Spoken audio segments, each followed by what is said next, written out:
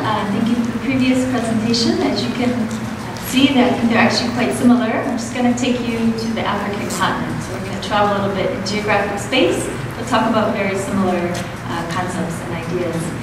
This research is a part of my PhD thesis, in which I studied mothers' knowledge of traditional medicine for childcare. I'll give this clicker a shot, I'm not sure. Okay. To begin, very specifically, our aim was to assess how women from Benin, West Africa, and Gabon, Central Africa, make infant healthcare decisions. To begin, Sub-Saharan Africa, much like Ecuador and many other parts of the world, are essentially a pluralistic healthcare system. This is comprised of both traditional medicine, and when I say traditional medicine, I mean the knowledge of traditional healers, but also the domestic knowledge of the household, which tends to be that of women. And of course, biomedicine that we'll find in hospitals and clinics, both in rural clinics as well as large urban centers and capital cities.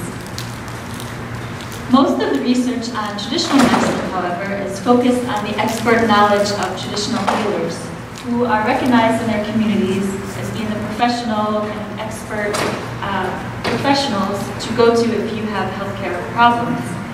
This, however, is a bit of a bias. Not only does it only capture that expert knowledge and overlook the everyday knowledge of the domestic caretakers in the house, traditional healers also tend to be male, so there's also a bit of a gender bias. Just for a quick example, in Benin, where I spent the first half of my fieldwork, one of the main sources of knowledge of traditional medicine was based on 300 healers, which in itself is quite impressive.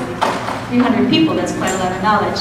I flipped to the back of the book, and out of the 300 healers, only 2 of them were women. So there's an obvious bias, not only in the types of knowledge that are researched and documented, but also the specific knowledge of community members.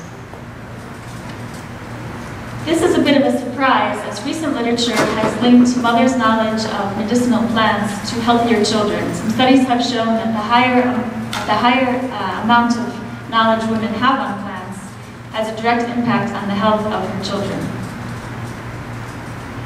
If you look into the knowledge on literature, or into the literature on infant healthcare seeking behavior, so what are the kinds of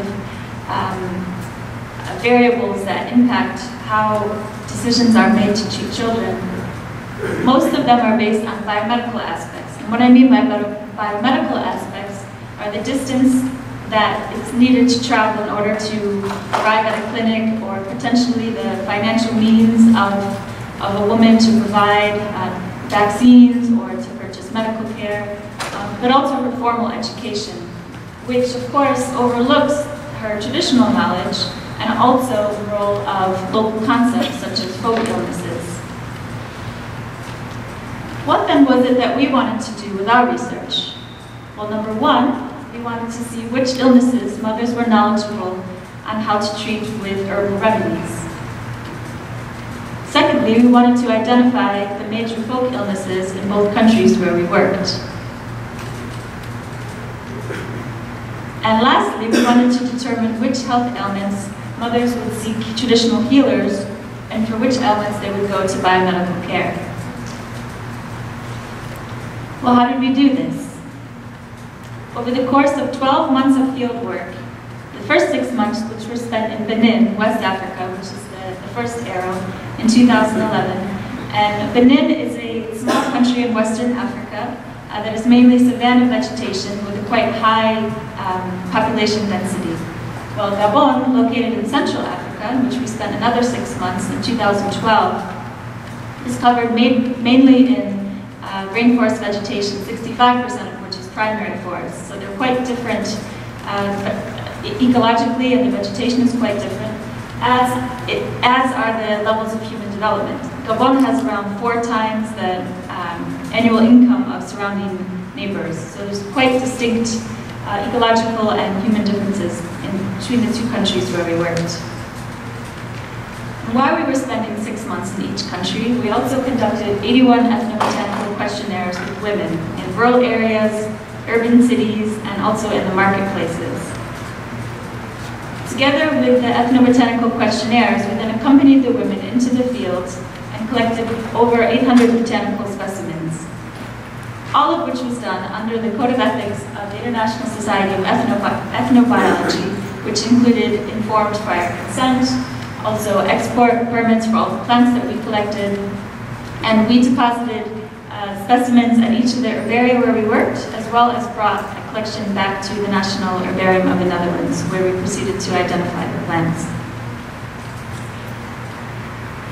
So in response to our first research question, which illnesses do mothers know how to treat with plants? In Benin, we found over 250 species, and we found that 95% of the women that we interviewed were knowledgeable on treating the top infant illnesses. And by top infant illnesses, I mean those ailments that are identified by the WHO as contributing to the high rates of infant mortality in Benin. Specifically, their diarrhea, malaria, and respiratory problems. So the majority of women that we worked with knew at least one herbal remedy for each of these three health ailments. In addition, the majority of women, although a smaller percentage, between 60 and 80% of women in Benin, were knowledgeable on herbal remedies for folk illnesses. If we switch to Gabon, we found that just under 180 species were being used for childcare. A slightly smaller percentage, but still the majority of women, 84%, knew herbal remedies for diarrhea, malaria, and respiratory illnesses. And lastly, around 65% knew herbal treatments for folk illnesses. All this talk about folk illnesses, what were they in each of the countries? In Benin, two of the most common folk illnesses or cultural bound symptoms that we came across were atita and ka, which are both in the Fon language. And these are skin infections. Atita is characterized by a rash around the groin of the child. And ka is a measles-like illness where children have large bumps covering their body, which are typically associated with the heat, very high temperatures. If we look at Gabon, we commonly came across two additional folk illnesses. La rate, if any of you speak French, is actually literally the spleen. However, in the local understanding of this disease, it's an enlargement on the lower left-hand side of the body, accompanied by high fever and very frequently diarrhea. Lastly, it's fesse rouge. Again, if you speak French, literally it means red bottom or red buttocks if you refer to it in the plural tense, which again is a skin rash. Interestingly, although they were very distinct cultural concepts, there were also some shared concepts between the two countries. Fontanels, which, as we understand in biomedicine, are the soft plates in the head that facilitate the birth of the child. However, in the perspective of biomedicine, this is something that over the course of the first year or 2 years, they harden and eventually close on their own. In the two countries where we worked, however, women often used species, including different species of cola, which is in the Malvaceae family. They used the nut and made it into a kind of a mashed pomade and made different intersections on the top of the head in order to speed up the closure of the fontanels to avoid any kinds of bad luck or evil spirits or serious illnesses that may be able to enter through the soft plates in the head. We also came across walk early and strengthening baths, which were often, remedies often included the bark of Rhizopsis africana, which is a tropical Fabaceae species. And women used the bark, they made it into a bath and would bathe the children to encourage them to walk early in life before the first year of birth, and also just as a way to strengthen them to make sure that they're growing quickly and healthfully. And lastly, enemas. Again, this is something that we encounter in biomedicine, however, it has a rather different take in the countries where we worked. Many women reported the use of capsicum anum, or pepper, both in the early stages of a child's life to clean out the meconium, which is the initial bowel movement, so sometimes within the first day or first week of a child's life, but also throughout the first 5 years to ensure regular bowel movements. Moving on to our second question. When would women consult traditional healers? In Benin, we found that only 7% of women went directly to traditional healers for all ailments, so quite a small percentage of the women we worked with. In general, traditional healers were seen to treat those illnesses that surpass the knowledge of doctors, or those illnesses that are caused by sorcery or witchcraft. There was also a bit of a correlation between folk illnesses, in the case of Benin, such as fontanels, that traditional healers had specialized knowledge of these sorts of illnesses. In Gabon, there was a higher percentage of women who reported going directly to traditional healers for their children, around 18%. However, we also found that 11% of women reported never going to traditional healers, so there's really a lot of variation between the women that we met with. And like Benin, folk illnesses such as Larat are seen to be the realm, or within the domain of traditional healers' knowledge. For our last question, when is it that women would seek biomedical care for their children? We found that 16% of the women we interviewed reported going to biomedical care first for health ailments such as malaria, fever, and anemia. And just over 1/3 of the women reported going to biomedical care for advanced stages of these illnesses.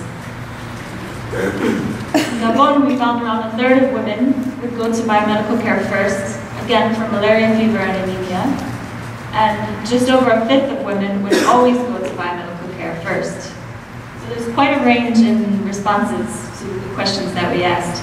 For those of you that like qualitative data a bit better than a stab at statistics, I included a few short phrases from the women themselves. This was from a 42-year-old farm woman in the capital city of Gabon, Libreville. She says, "Try traditional medicine. If it does not work, the genies, or the spirits, will tell you to go to modern medicine. Work with the spirits. Between modern medicine and traditional medicine, there is good collaboration. Gabon is currently in a great position between the two systems." So there's this idea of the complementarity between the systems, that it's not really a competition, but they work quite well together. From the other side of the country, in Franceville, a woman of a similar age, an Obamba woman, says, "Use modern medicine for malaria, etc. We're evolved for serious illnesses. Try traditional medicine. If modern medicine doesn't work, or if it's not serious, a ganga, which is a traditional healer, is outdated. We no longer use them." So you can see, even between women of more or less the same age, there's quite a different response to when they would use different healthcare systems. If we switch to Benin, we see an 80-year-old Mina woman, and I suppose I should point out that the use of the word mother, in my definition of it, was any woman that had at least one child, so that would also include grandmothers. So from the 80-year-old Mina woman in Benin, she says, "Traditional medicine is first. Some use the hospital first, for example, for fever, if one needs blood. A traditional healer is called upon to consult the Fa, or the oracle, and for sacrifices." From a 36-year-old Yoruba woman, "Traditional medicine is used for constipation and natita, the folk illness skin rash. Those you can treat at home. Modern medicine is used for difficult cases. They are better equipped. Traditional healers are consulted for superhuman cases because they know more about this domain." So again, there's a bit of idea of that the three systems can work quite well together. If we focus then on biomedical illnesses, we see that the majority of women knew herbal treatments to treat the top statistical causes of infant mortality, suggesting that mothers' medicinal plant knowledge is a major factor in the management of these common health ailments. However, they had special consideration for certain advanced forms of these illnesses, such as malaria or anemia. For the folk illnesses, we saw that traditional healers and spirituality really have quite a strong role. Research from other parts of the world, particularly Latin America, has shown that local populations commonly prefer to treat folk illnesses with traditional medicine, which isn't much of a surprise, as many of these folk illnesses don't even exist in the biomedical world. So even if the women were to go to a doctor to try to treat them, they wouldn't be considered an illness. Nevertheless, they are of interest to biomedicine because they may address underlying neglected diseases. such as the case of sickle cell anemia. And I actually took this picture from a bulletin, an educational bulletin on sickle cell anemia. And many of the symptoms, if you remember my description of Larat, which is an enlarged left side of the body, which more or less corresponds with the spleen, they're very similar symptoms to sickle cell. Of course, it's not a one-for-one exchange. However, this highlights the role of traditional knowledge in advancing pediatric care in West and Central Africa. So in conclusion, there was no one single pattern that we were able to detect for women and how they seek treatment for their children. Mothers largely see the systems as complementary, and they're already integrated. It's important to note that folk illnesses may highlight neglected diseases, such as the case of sickle cell anemia. And lastly, given mothers' high rates of knowledge of those illnesses that are highlighted by the WHO, their knowledge fits into the larger framework of child should be considered in the biomedical programs promoted by the international health organizations. I have a long list of acknowledgements. Most of all, I would like to thank the women who were involved with the study, and I hope I've left enough time for some questions. Thank you.